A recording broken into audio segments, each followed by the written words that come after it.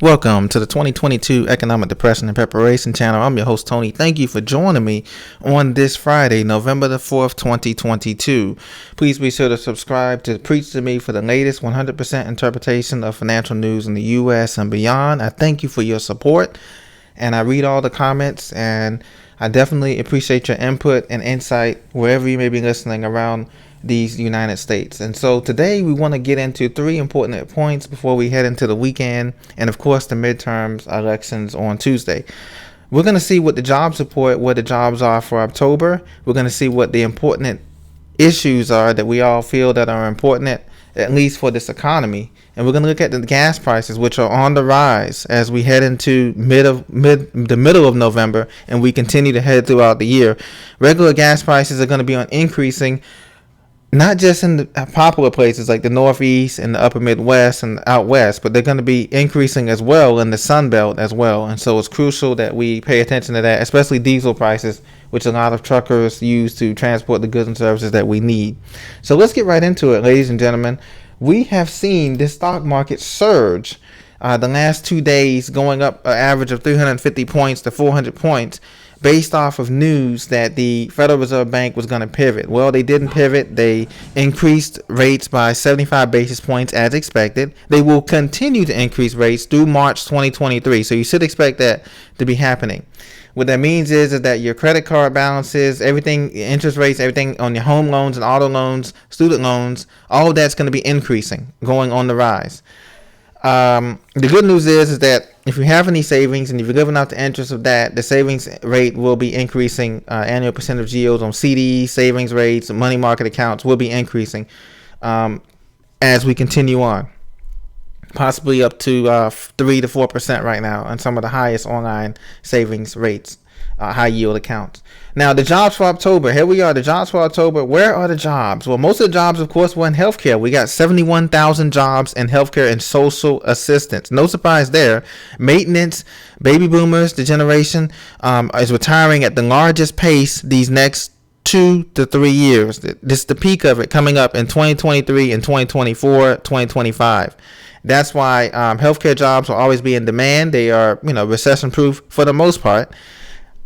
Professional and business services comes behind, trailing way behind at 39,000. Okay, white collar jobs. Okay, they're still there. Leisure and hospitality, 35,000 jobs. Manufacturing, 32,000 jobs. Government, 28,000 jobs. So all of that makes sense. Big government has increased over the years, as you know, at the federal level, the state level, the local level, and so that continues to be a staple of source of jobs.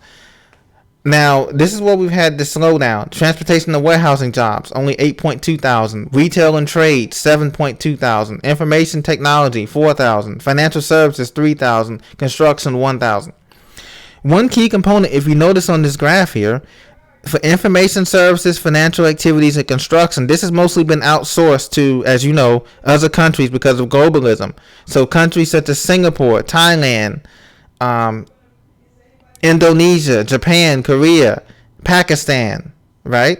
That's where your IT, your financial activities, and construction jobs have been outsourced to. Well, construction has been outsourced more so in demand here with Mexicans and other things like that, which is a good thing. I'm not knocking that. I'm saying that the jobs have been outsourced in this region, and that's why you see there's only been 4,000, 3,000, and 1,000 jobs created in this space. Retail trade, the reason why that's so low is, well, look, the two monopolies we have in the United States, Amazon, Walmart, companies like that, are closing a lot of the small mom and pop stores in our suburbs and in our exurbs and our hinterland and some of the small downtowns as well around the country. That's why the job creation is low there. So this chart does a pretty good job of explaining where the jobs have gone for. Now, the midterm elections, the state ballot measures, this according to MarketWatch, they say the state ballot measures target, quote, gig work, immigration, abortion, and more. Have you noticed that whatever side you're on, I don't get political on my channel, but you notice that the campaigning has been kind of muted this year, and that's because the economy is big on a major point on Americans' minds. And this is because the big states have known that this economy is reliant on service sector and gig economy. The gig economy, for those of you who don't know, is people who work, they have a main job, but they have a side job, whether that's through Uber, grocery cart, Instacart, where you deliver groceries to elderly people or to other people, or you work with Upwork or some type of freelance service that you provide on that. Even retirees are getting in on the action, the gig economy. So now the government wants to regulate that because they see that people are making $600 or more a month on using these type of services and doing these type of services. So the state of Washington, they want to hold advisory vote on whether or not to maintain or repeal a law that ensured new benefits for the ride-hailing drivers in the state, but don't classify them as employees, which it views as a win for the companies as Uber and Lyft. So they don't want to be classified as employees. They want to be classified as individual contractors so that the taxes burden will be less on both the companies and the person doing the service. So that makes sense. Of course, immigration is a hot topic, as we know. This is going to be something that's going to hurt the economy either way, guys. You know, ladies and gentlemen, that we have officially in America 335 million people, right? But we know unofficially that number is at 350 million because of most of the illegal immigration and stuff like that that's been coming into the country via the southern border. That's fine. But the problem is that paying for all of this, who is going to pay for all of these extra people coming in, whether or not they work or not? Who's going to pay for that? Someone has to pay for that, and right now the U.S. government is absorbing that cost, and that's fine, that's okay, but that only lasts for so long. That soon that cost is going to be passed on to you and I and everyone else, because that means that non-citizens and everybody will be getting free tuition at these public universities. Beacon notes. They're also going to be getting free driver's license and other services that regular citizens were getting back in the past. Okay. And also, there's other issues like abortion and stuff, but the main issue for this economy is going to be the factor of gas, energy, food. Every time you go to the grocery store, whether you're in the Northeast, the Southeast, the Midwest, or West, or Upper Midwest, you notice that the food prices have been going up. The latest food prices have gone up 20 to 30% last month in October on little items, like not just eggs. I know one of my commentators, one of our viewers, Jay, who said he paid $6 for eggs, for a dozen eggs. Not just on eggs, but we're talking for bread. We're talking for milk. We're talking for frozen dinners, TV dinners. We're talking for obviously meats. Everything has gone up 20-30% on a monthly basis. They're not slowing down.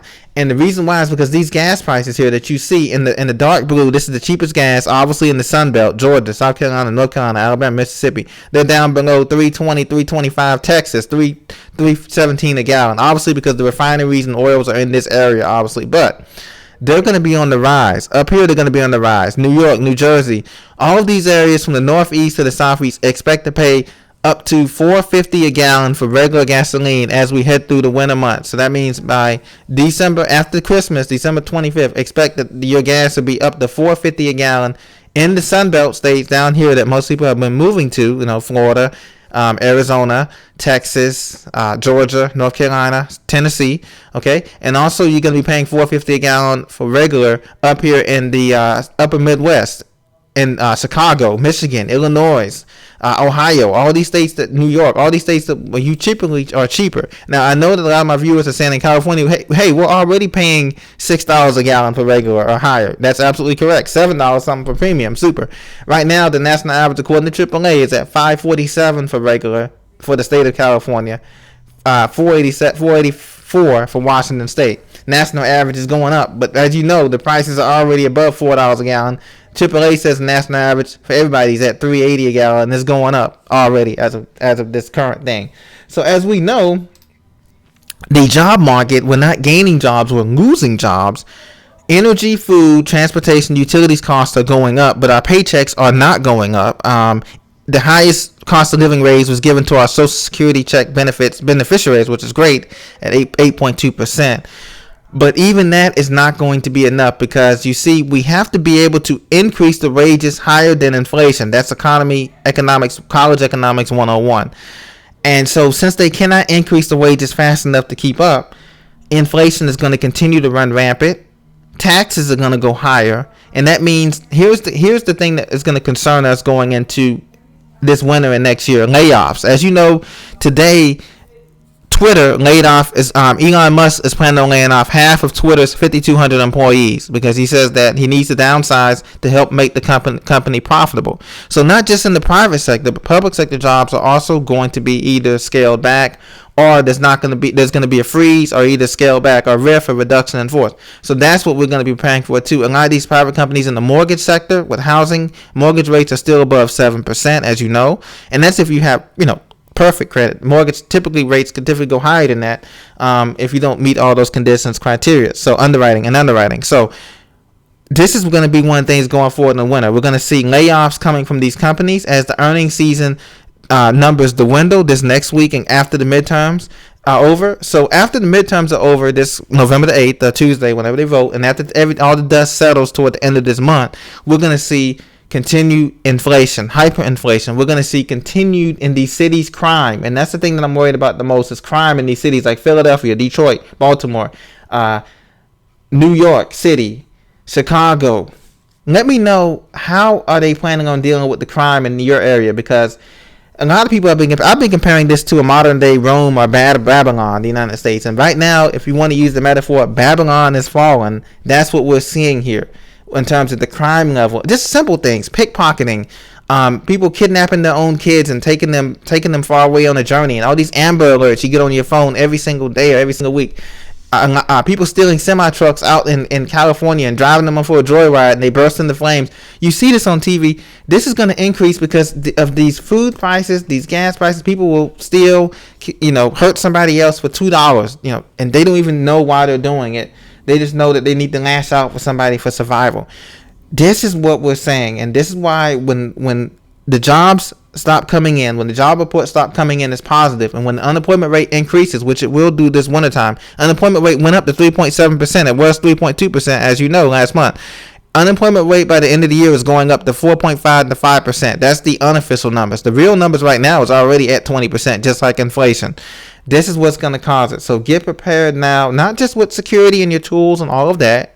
We know we have that in check, but also get mentally prepared to see people looking for help in these parking lots. I feel so sad when you go to these stores and you see people playing music in the parking lot for money, or trying to solicit for help or something. But you're going to see more dominance, more people trying to pickpocket, and things that happen like in the Venezuela and those things once this economy falls apart. They're keeping everything together now because, like I said, after the midterms, after all that shakes down, after this year and after next year, when we realize that this inflation is not going anywhere and it gets higher, which it is going to be, that's when trouble starts. So keep the faith. God has a plan. We believe in prayer. We believe in faith. And he will protect us. He will put a shield over our kids and our family and our neighbors. But we have to be vigilant. We have to continue to be watchful, and, be vigilant, and just continue to prepare, because things may look good on the outside, but the interior of these buildings and everything's are crumbling apart. The infrastructure is crumbling because we don't have the bills to pass. The infrastructure bill did not pass, as you know, and the president doesn't have the money. He doesn't have no more stimulus tricks up his sleeve. That's what he's basically telling us. And this is a direct quote from him. He says there will be pain. This is what President Biden said. And it's not just on his side. The Republicans are saying, too, that they don't have the tools they need to work with, obviously. And so there will be pain either way we go in this country. And England is showing us a preview. The UK is showing us a preview as their inflation is at 14% and growing. That's what's coming over here. This tidal wave, this tsunami of closures, high unemployment, high taxes, and less services is coming to America near you before 2024. And so this is what's happening. So be prepared, but be encouraged too as well. And I'll talk to you very soon. We have some more earnings coming out next week, and we'll see what happens with this midterm stuff and how that affects the economy and the stock market. If it goes up, if it goes down, we just have to wait and see. Because everything, as you know, we're not dealing with a fundamentally sound economy. We're dealing with more like a how do you want to say it? A prospective economy, if you want to call it, a future gambling type of economy. So be blessed, guys. I'll talk to you very soon. Thank you for your support. I'll see you in the next video. Take care.